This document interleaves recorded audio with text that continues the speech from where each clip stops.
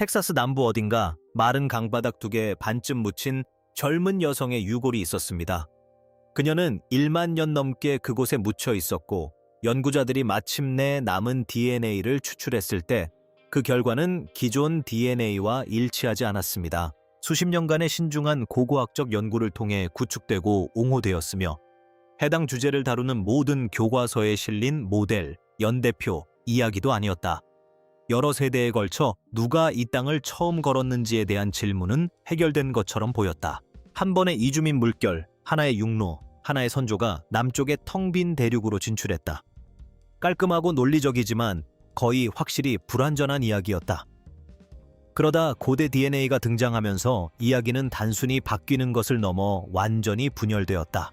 기존의 통념을 뛰어넘어 훨씬 더 오래되고 더 기이하며 훨씬 더 특별한 무언가로 변모했습니다.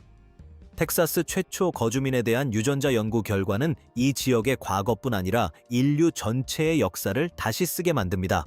20세기 대부분 동안 최초의 아메리카인 이야기는 시작점이 명확했습니다. 약 13,000년 전 수렵 채집민들이 현재의 시베리아와 알래스카를 연결하는 육교를 건넜다는 것입니다. 그 육교는 실제했습니다. 빙하 남쪽으로 마침내 열린 얼음 없는 통로는 실제했고 그곳을 걸어간 사람들은 틀림없는 흔적을 남겼습니다. 너무나 독특하고 정교하게 만들어진 석기도구 양식이었는데 고고학자들은 그것에 이름을 붙이고 그 기원에 대한 이야기를 만들어냈습니다. 바로 클로비스 포인트입니다. 가늘고 홈이 파인 듯하며 치명적이다. 이는 북미 대륙 전역으로 놀라운 속도로 퍼져나간 건국 문화의 특징이다. 텍사스는 그 이야기의 중심지였다. 텍사스는 지리적 교차로에 위치하여 대륙을 가로질러 남쪽과 동쪽으로 이동하는 인구의 자연적인 통로 역할을 했다. 텍사스 전역에서 클로비스 포인트가 놀라울 정도로 많이 발견되었습니다. 텍사스 중부의 석회암 지대에 묻힌 겔트 유적지와 같은 곳에서는 증거가 압도적이었습니다. 도구도 있었고 사냥했던 동물들도 있었으며 최초의 텍사스인들이 살았던 흔적도 분명해 보였습니다. 그 모델은 훌륭한 과학 모델들이 그러하듯 우아했다. 육교라는 메커니즘이 있었고 방사성 탄소 연대 측정법으로 여러 차례 확인된 연대도 있었으며 클로비스 포인트라는 물질적 증거도 있었고 지리적 논리도 뒷받침했다. 북쪽에서 시작하여 남쪽으로 이동하고 동서로 퍼져나가 대륙을 개척했습니다. 방사성 탄소 연대 측정법은 언제나 그랬듯이 이러한 합의를 강화했습니다.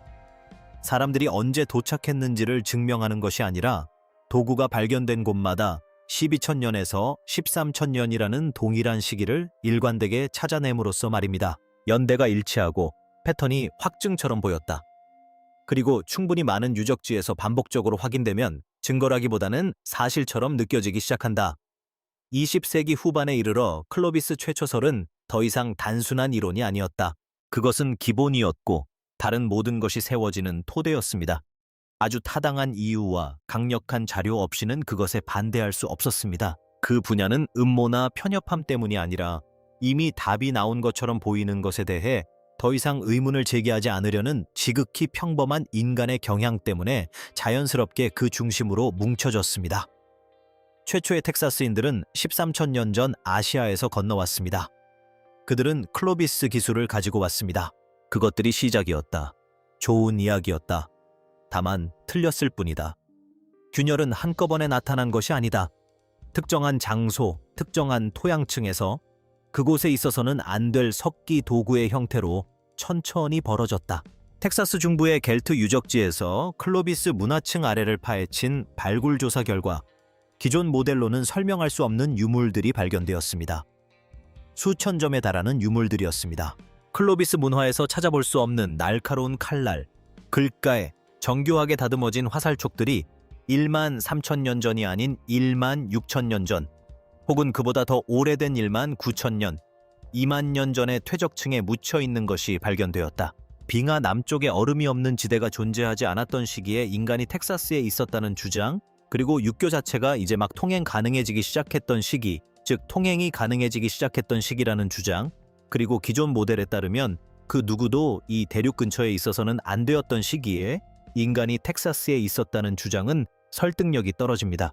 겔트에서 버터밀크 크릭을 따라 상류에 위치한 프리드킨 유적지는 같은 이야기를 훨씬 더 자세하게 들려주었다. 클로비스 이전 시대의 거주 흔적들이 겹겹이 쌓여 있는데 각 층은 최초의 문명으로 여겨지는 클로비스 문화보다 앞선 시대를 보여주며 각각은 최초의 도구라고 여겨지는 것들과는 전혀 다른 독자적인 기술 전통을 나타냅니다. 이들은 원시적인 선구자가 아니었습니다. 그들은 완전히 달랐습니다. 이곳에 오랫동안 거주하며 이 지역이 제시하는 문제에 대한 자신만의 해결책을 개발해 온 사람들이 축적해온 별개의 지식체계가 존재한다. 이 분야의 초기 반응은 나치근 패턴을 따랐다. 연대 측정 결과에 의문이 제기되었고 지층 구조에 대한 이의가 제기되었다. 회의론자들은 모래가 많고 촘촘하지 않은 퇴적층에서는 유물이 이동한다고 주장했다. 유물은 밟힘에 의해 가라앉기도 하고 생물 교란에 의해 위치가 바뀌기도 한다. 오래된 지층에서 발견된 유물이 반드시 오래된 유물인 것은 아니라는 것이다. 그것은 단지 수세기에 걸쳐 아래로 이동하다가 원래 있어야 할 곳이 아닌 곳에 떨어진 비교적 최근의 물체일 수도 있다. 이는 타당한 반론이었다. 또한 이러한 유적지의 경우 증거가 축적될수록 이러한 반론을 유지하기가 점점 더 어려워졌다. 만약 그 도구들이 정말로 그렇게 오래된 것이었다면 그것은 클리보스의 초기 모델이 받아들일 수 없는 무언가를 의미했습니다. 내륙 회랑이 개통되기 전에 텍사스에 도착한 사람들은 다른 경로로 와야 했습니다. 태평양 연안을 따라 다시마 숲을 지나 남쪽으로 배를 타고 세대를 거듭하며 이동했지만 그들이 그 경로를 따라 세운 모든 야영지는 이제 60피트부터 100피트까지 깊이의 바닷속에 잠겨 거의 흔적을 남기지 못했습니다. 증거가 없다는 것이 부재의 증거는 아니었습니다. 그것은 해수면 상승의 증거였다. 그녀는 젊은 나이에 세상을 떠났는데 아마 10대 후반이나 20대 초반이었을 것이다. 그녀는 약 1만 년에서 1만 3천 년 동안 땅속에 묻혀 있다가 주변 퇴적물에 의해 마침내 모습을 드러냈는데 텍사스 해안 환경의 특수한 화학적 성분 덕분에 이 시기에 인골이 이렇게 잘 보존되는 경우는 거의 없었다. 연구자들은 그녀에게 리엔이라는 이름을 지어주었고 그녀의 두개골이 제대로 조사된 순간부터 기존 모델로는 명확한 답을 찾을 수 없는 문제가 드러났습니다. 그녀는 클로비스 초기 이론이 예측한 모습과 달랐습니다. 베링해 이주민 모델에서 파생된 초기 미국인의 예상되는 얼굴형은 특정한 골격 특징을 가지고 있었습니다. 넓은 얼굴, 도드라진 광대뼈, 그리고 동북아시아 인구 및 그들의 후손으로 추정되는 사람들과 공유하는 특유의 두개골 모양이 그것입니다. 그러나 리엔의 두개골은 이러한 예상과 일치하지 않았습니다. 더 길고 더 좁고 비율도 달랐다. 그리고 이런 경우는 그녀뿐만이 아니었다. 아메리카 대륙 전역에서 발견된 가장 오래된 인류 유해들은 모두 똑같이 불편한 결과를 보여주었다. 브라질의 루지아, 멕시코의 파난 여성, 워싱턴주의 케네윅 남성, 각각 고대의 화석이었고 각각의 화석은 그들의 후손으로 추정되는 인구 집단과는 전혀 다른 얼굴 구조를 가지고 있었다. 이것이 수십 년 동안 고대 아메리카 연구를 괴롭혀온 형태학적 수수께끼였다. 아메리카 대륙의 초기 정착민들이 어느 시점에 다른 집단으로 대체되었거나 최초 이주민들의 외모가 후손들과 현저히 달랐거나 아니면 단일 정착 물결이라는 모델 자체를 근본적으로 재검토해야 할 필요가 있다는 결론이 나온다. 예상대로 과학보다 상상력이 먼저 앞서 나갔다. 두개골은 멸종된 인종, 고대 유럽인의 이주, 아시아와 아무런 연관이 없는 인구 집단이 콜럼버스 이전 시대에 아메리카 대륙에 정착했다는 등의 이론을 뒷받침하는 소재가 되었다. 빙하기 유럽인들이 대서양을 건너 유럽 대륙에 기여했다는 주장을 제시한 고립가설, 초기 미국 인구의 두개골은 증거가 매우 부족했음에도 불구하고 학계의 진지한 관심을 끌었습니다. 두개골은 설명이 필요한 듯했고 명확한 설명이 없는 상황에서 거의 모든 설명이 설득력을 얻었습니다. 하지만 형태학은 한계가 있는 도구임이 드러났습니다. 뼈는 그 사람의 생김새를 알려줍니다. 뼈에는 조상의 흔적이 희미하고 부정확하게 남아있지만 외모는 세대를 거듭하며 유전적 계보와 명확하게 일치하지 않기 때문에 오해를 불러일으킬 수 있습니다. 두개골이 시작한 미스터리를 풀 수 있는 것은 오직 DNA뿐이었습니다. 그리고 마침내 DNA가 발견되었을 때 그 안에는 아무도 예상하지 못한 무언가가 기다리고 있었습니다. 고대 DNA는 텍사스에서 잘 보존되지 않습니다. 이것이 가장 먼저 이해해야 할 점입니다. 열은 분해를 가속화하고 습도는 그 속도를 더욱 떨어뜨립니다. 수천 년 동안 이 지역의 풍경을 형성해 온 바로 그 기후가 고대 뼈 속에 갇힌 생물학적 물질의 보존을 꾸준히 저해하고 있습니다. 미국 남부에서 발굴된 고대 아메리카인의 유골에서 유용한 유전자 서열을 추출하는 것은 매우 세심한 실험실 작업을 필요로 하며 그 결과는 단편적인 서열 형태로 나타나고 신뢰할 수 있으려면 재구성하고 검증해야 합니다. 이곳 땅에서 의미 있는 정보를 얻으려면 과학기술이 상당히 발전해야 했습니다. 마침내 정보가 나왔을 때 DNA 분석을 통해 가장 먼저 밝혀진 것은 형태학적 수수께끼였습니다.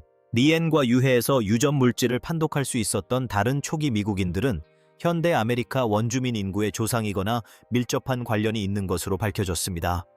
이는 별개의 이주 물결이나 대체 인구가 아니었습니다. 유럽이나 다른 곳에서 온 이전에 무관한 이주 흔적이 아닙니다. 동일한 시조 혈통입니다. 두개골 모양이 달랐던 이유는 아메리카 대륙의 초기 정착민들이 예상보다 유전적으로 훨씬 더 다양했기 때문입니다. 그러한 다양성은 이 대륙의 초기 세대에 걸쳐 물리적으로 나타났고 이후 수천 년에 걸쳐 인구가 성장하고 혼합되고 안정화됨에 따라 점차 재분포되었습니다. 서로 다른 형태는 별개의 기원을 가리키는 단서가 아니었습니다. 다양한 구성원으로 이루어진 창립 집단의 자연스러운 변이가 뼈에 나타난 것이었다. 하지만 DNA는 거기서 멈추지 않았다. 초기 미국인 유골, 특히 최초의 텍사스인들을 배출한 고대 미국인 집단과 관련된 유골의 유전체에서 연구진은 예상치 못한 것을 발견했습니다. 그것은 바로 매우 다른 계통의 유전적 신호였습니다. 네안데르탈인이 아닌 계통이었습니다. 데니소바인은 아니지만 둘 다와는 먼 친척 관계입니다. 화석 기록도 없고 명명된 고고학적 문화도 없고 알려진 과학 목록 어디에도 물리적 유물이 발견되지 않은 인구 집단입니다. 마치 암호 속의 유령과 같습니다. 존재하고 측정 가능하며 부인할 수 없지만 완전히 설명할 수 없는 존재입니다. 최초 미국인들의 조상들은 긴 여정 동안 어딘가에서 이 알려지지 않은 인구 집단과 마주쳤고 그 흔적을 수만 년 동안 DNA에 간직해왔습니다.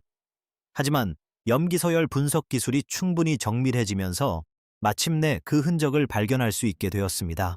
아메리카 대륙의 초기 정착민들은 시베리아에서 남쪽으로 특정한 목적을 가지고 이동해온 깔끔하고 균일한 이주민들의 흐름이 아니었습니다. 그것은 그보다 훨씬 더 오래되고 더 기이하며 훨씬 더 복잡한 무언가였습니다. 유전자는 단순히 이 사람들이 누구였는지 알려주는 것만이 아닙니다. 그들은 실제 여정이 얼마나 오래 걸렸는지 알려줍니다. 그리고 그 시간표를 솔직하게 살펴보면 받아들이기 어렵습니다. 아메리카 대륙의 초기 정착민들은 단순히 육교를 건너 계속 이동한 것이 아닙니다. 유전적 증거는 훨씬 더 오랜 시간이 걸렸음을 시사합니다. 약 2만 년에서 2만 5천 년 전 사이 훗날 최초의 미국인이 될 조상 집단은 그들이 분리되어 나온 아시아 인구 집단과 분화하기 시작했습니다. 그들은 아마도 베링기아 자체 또는 그 가장자리의 피난처에서 고립되었을 것이며 남쪽의 빙하와 서쪽에 남겨둔 인구 사이에 갇혔을 것입니다. 그리고 그들은 그곳에 수십 년이 아니라 수천 년 동안 머물렀습니다. 그들의 유전자가 독특한 형태로 변이될 만큼 충분히 긴 시간이었습니다. 유전적으로 말하자면 이 대륙에 발을 딛기도 전에 그들만의 민족이 될 수 있을 만큼 충분한 시간이 흘렀습니다. 이것이 바로 베링의 정체기이며 모든 것을 재정의합니다. 즉, 최초의 텍사스인 이야기는 텍사스에서 시작되지 않는다는 것을 의미합니다. 그 시작은 겔트 유적지나 버터밀크 크릭 또는 멕시코만 연안에서가 아닙니다. 그 시작은 얼어붙은 북동부 어딘가 수천 년 동안 세상의 변두리에 자리 잡고 살면서 연구자들이 결국 고대뼈에 암호화되어 있는 것을 발견하게 될 유전적 특이성을 축적해온 한 인구 집단에서 시작됩니다. 그 인구가 마침내 해안선을 따라 남쪽으로 이동하거나 새로 열린 통로를 통해 진출했을 때 그들은 이미 수천 년에 걸친 독자적인 역사를 품고 있었습니다. 그리고 갈트와 프리드킨에서 발견된 클로비스 이전 시대의 연대가 갑자기 완벽하게 이해됩니다. 16,000년 전, 19,000년 전, 내륙 회랑이 개통되기 전 텍사스 사람들은 내륙 회랑을 이용하지 않았습니다. 그들은 해안을 따라 대대로 이주해 왔는데 그 해안선은 해수면 상승으로 완전히 물에 잠겼습니다. 이것이 고고학적 기록에 어떤 의미를 갖는지 생각해 보십시오. 텍사스 해안 최초 정착민들의 도착을 보여주는 가장 초기이자 직접적인 증거, 즉 쓰레기 더미와 화덕, 도구들이 흩어져 있는 유적은 지금 멕시코만 해저 60피트, 아니 100피트 아래에 있습니다. 어떤 발굴 작업으로도 닿을 수 없고 아마도 완전히 복구하는 것은 불가능할 것입니다. 지금으로부터 로마 제국시대까지의 시간을 3배로 늘려보세요. 그 시작점에 서보세요. 그 정도 시간이 흐르면 누군가 텍사스에 살았을지도 모릅니다. 그 후로 우리가 발견할 수 있는 흔적이 남기 전까지 말이죠. 15,000년이라는 시간은 과거를 마치 봉쇄된 것처럼 아주 멀리 떨어진 것처럼 느끼게 합니다. 다른 사람의 이야기에 속해 있다는 것. 하지만 DNA는 그런 편안한 분리를 허락하지 않는다. 적어도 여기서는. 텍사스 원주민인 카도족, 통카와족, 카랑카와족, 주마노족, 코만치족, 그리고 이 땅과 역사가 얽혀있는 수십 개의 다른 부족들은 이 과학적 이야기의 방관자가 아닙니다. 그들은 이 이야기의 살아있는 연속체입니다. 현대 원주민 공동체와 고대 아메리카 원주민을 연결하는 유전적 연결고리는 비유적인 것이 아닙니다. 그것은 생물학적이며 측정 가능하고 연구자들이 고대 뼈에서 추출하여 텍사스 해안에서 수천 마일 떨어진 연구실에서 염기 서열을 분석한 것과 동일한 유전 코드로 기록되어 있습니다. 그러한 연속성은 그것을 연구한다고 주장하는 과학계에 의해 항상 존중받지는 못했습니다. 아메리카 원주민 유해에 대한 고대 DNA 연구의 역사는 해당 유해가 동의 없이 채취되고 허가 없이 연구되고 유해와 가장 직접적으로 연결된 공동체의 참여 없이 해석되어 온 역사와 불가분하게 연결되어 있습니다. 케네윅맨을 둘러싼 법적 공방은 거의 20년 동안 지속되었습니다. 이 공방은 단 하나의 유고를 둘러싸고 벌어졌습니다. 그 이면에는 원주민 조상들을 살아있는 후손들이 자신들의 이야기가 어떻게 전해져야 하는지에 대해 발언권을 가진 존재가 아니라 단순히 연구 자료로 취급하는 훨씬 더 큰 문제가 숨어 있었습니다. 과학을 변화시킨 것은 협력이었습니다. 부족의 진정한 참여와 모든 단계에서 공동체의 동의를 얻고 토착 지식을 장식이 아닌 데이터로 취급한 연구는 더욱 완전하고 신뢰할 수 있는 결과를 도출했습니다. 유전학적 분석은 구전으로 전해 내려온 전통을 확인시켜 주었습니다. 이 공동체들은 기존 모델에서 인식했던 것보다 훨씬 오래전부터 이 특정 지역에 거주해 왔습니다. 그리고 유령 인구 신호도 존재합니다. 그 알려지지 않은 고대 계통이 여정 어딘가에서 만나 시조 유전자에 계승되었다는 것은 단순히 추상적인 발견이 아닙니다. 그것은 오늘날 살아있는 아메리카 원주민의 DNA에 희미하지만 분명하게 존재합니다. 수만 년 전에 화석도, 명명된 유적지도, 과학 기록상 물리적 흔적도 남기지 않은 종과의 만남이 지금 살아있는 사람들에게서 여전히 감지될 수 있습니다. 과거는 봉인되어 있지 않습니다. 그것은 가장 문자 그대로의 생물학적 의미에서 현재에 존재합니다. 조상이 이곳을 떠나지 않았던 사람들의 유전자 속에는 빙하가 물러가기 전, 해안선이 지금의 모습을 갖추기 전, 그리고 누구도 이 모든 것을 기록하기 전부터 이곳에 살았던 사람들이 있습니다. 텍사스 최초의 사람들은 거대 동물을 따라 육교를 건너 남쪽으로 이동한 단일 이주민 집단이 아니었습니다. 그들은 수만 년에 걸친 여정의 정점이었다. 그들의 유전자 속에는 고대의 만남, 해안을 따라 이동한 흔적, 그리고 이 대륙에 도달하기 전부터 생물학적 형태를 바꿔놓을 만큼 오랫동안 고립되었던 역사가 고스란히 담겨 있었다. DNA 분석은 단순한 이야기를 만들어낸 것이 아니라 오히려 더 심오한 이야기를 만들어냈습니다. 놀라운 회복력을 지닌 사람들이 지도도 도구도 어떤 제도적 지원도 없이 낯선 세상을 헤쳐나가며 돌이 아닌 생물학 그 자체에 영원히 남을 무언가를 건설해낸 이야기 말입니다. 최초의 해안 정착촌과 그 조상들이 떠나지 않고 살아온 공동체를 잇는 끊어지지 않는 유전적 연결고리 속에는 아직 대부분 물속에 잠겨있는 이야기가 있습니다. 하지만 이미 드러난 사실만으로도 최초의 텍사스인들이 인류 역사의 한 페이지를 장식하는 존재가 아니었음을 알 수 있습니다. 그것들은 그 역사에서 가장 오래되고 가장 깊고 가장 오래 지속되는 장들 중 일부였습니다.